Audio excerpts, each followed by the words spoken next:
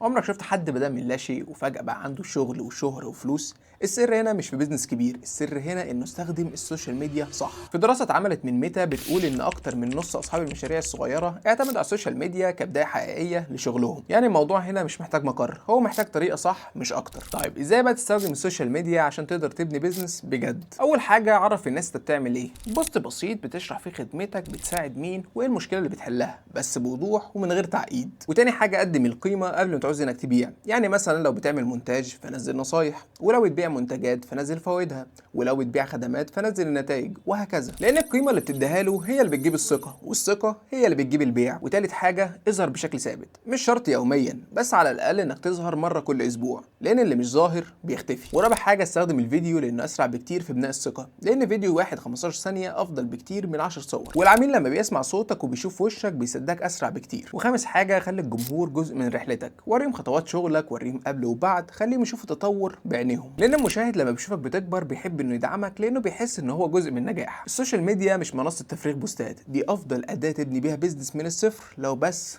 استغلتها صح. ولو عايز تعرف اكتر عن البيزنس او تعمل فلوس متنساش تعمل لايك وفولو. انا عمر درش وده العالم من وجهة نظري.